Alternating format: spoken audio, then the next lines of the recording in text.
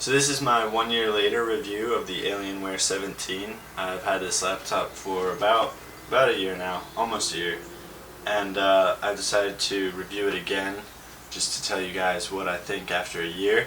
And also in my initial review there were some things that you guys thought I should have added, and so I'll put those things in this video as well. So in this review I'm going to go over the bad things and cons about this laptop, then the GTX 780M performance, the 120Hz screen, speaker quality, cooling and fan noise, disassembly for cleaning and for upgrading, how it has lasted, and how I feel about it after 1 year. So first thing is the cons. I really don't have any complaints about this laptop, but some obvious things that are going to be cons for some people are the weight of the laptop, the size, it's kind of big, and the price. And also the battery life is not the best.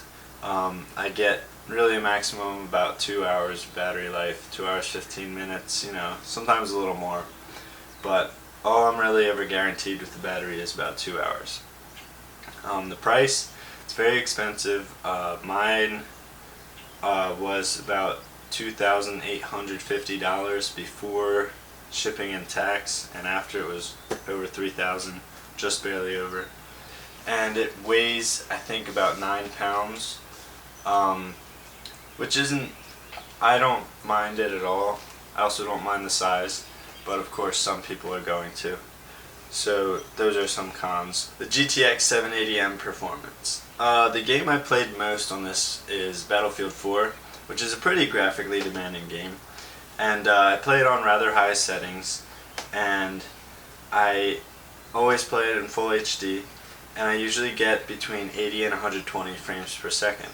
I do have a benchmark video where I ran the 4-mark benchmark on the 780M, and you can look up the specs for it, but I just want to say that as a gamer, as me, I'm very happy with the performance of this card. It's a very powerful card.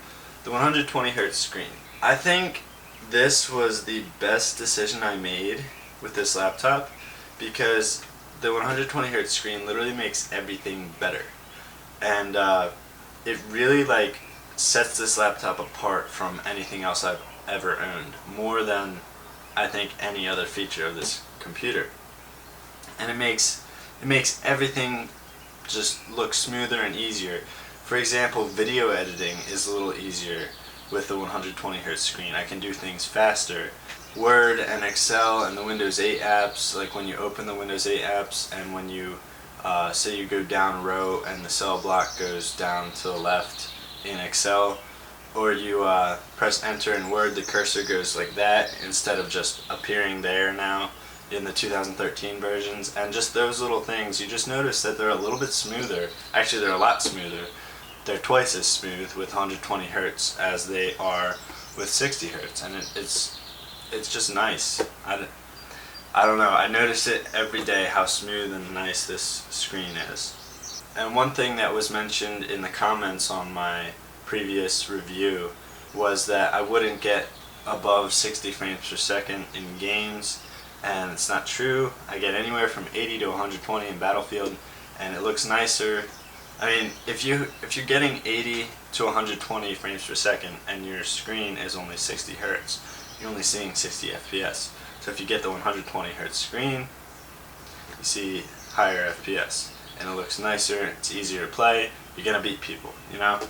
Also, sometimes even in watching videos and playing games, you get this weird thing where, like, if you look sideways on say you're looking at like a wall and it has vertical lines on it, and you look to the right real quick, sometimes you notice horizontal lines that appear, and there's sort of like a shift between each one, and the 120Hz screen really helps to reduce that, even in like Netflix movies. I notice that sometimes in Netflix movies, when I hook this up to my roommate's TV, it switches to 60 Hz, and then those lines appear, but at 120 Hz they do not appear. So the speaker quality. In my initial review, I just mentioned the speakers were made by Clipsich, and I had no idea what Clipsich was. I have since then learned that Clipsich is an excellent audio company. They make a lot of great products. Most of the really high-end movie theaters have Clipsich speakers. The speakers aren't that big, but there are two in each side, and they get pretty darn loud, and they sound really good. The only thing that's lacking is the lows. It doesn't really make thunderous lows at all. There's no subwoofer. You still hear them, but you can tell they're not coming out of a subwoofer. It's basically, I don't know of any laptop where the lows really sound good. Even the ones with built-in subwoofers, they still don't sound that good. So the cooling and the fan noise, the fans do get loud, but the cooling is excellent. The components always stay at a reasonable temperature, and the fans really don't get that loud. I don't need to wear headphones when I play Battlefield because I can keep the default speakers at like 20%, and it's loud enough to overcome the fans. I can hear footsteps, I can hear everything in Battlefield at just 20%, and it's not that loud. The fans, most of the noise of the fans just comes out of the back of the laptop, so you don't hear it that much. Disassembly for cleaning and upgrades. I think this is where the Alienware design really kind of sets itself apart from a lot of other computers, in that it is so easy to take apart. You can access two of the hard drives, the RAM, and the cleaning vents and fans, and also you can see the processor and video card, but I'm not sure if you can really like take them out. But you can do all that with these two screws. You just take out these two screws, slide this forward, it comes off, and you have access to all those things. But I know you have access to the processor and I don't know if you have access to them, but you can see them, you can touch them, processor and the graphics card, but I don't know if you can take them out without taking it apart further.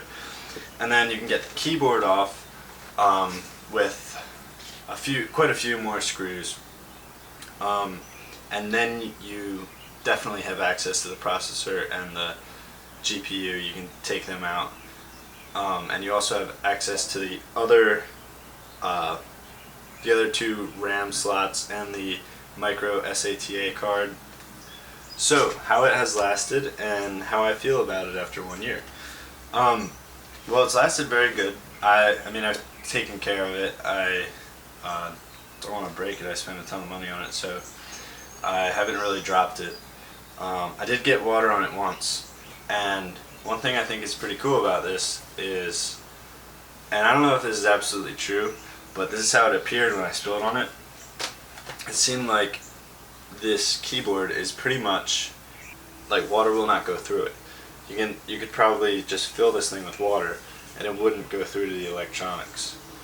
Because I took the back off to unplug the battery right after that happened, and there was no water anywhere. It had all stayed in the keyboard. So other than that, the performance has been great. I upgraded to a 256 gigabyte Plextor micro SATA drive, so now I have Windows and my games installed on that, and that made a big difference. That made the laptop way quicker. Yeah, I love it. If I were to buy a new computer right now, like if this were to break and I magically had $3,000 again, I'd buy the same thing again. However, 4 or 5 years from now, if I'm in like my own apartment with a job and I don't need to take a computer anywhere, I'd probably get a desktop because I would get better gaming performance for a better deal. But I'm in college and I need the portability. I desperately need it. It's essential, and I like to game, so that's why I got this. A lot of people comment and they say, "Oh, you could get so much better hardware for such a lower price if you just get a desktop and build it yourself." And it's like, I obviously know that. Everybody knows that. Everybody knows that. So, there's no point in saying it. Thinking you know more than everybody else.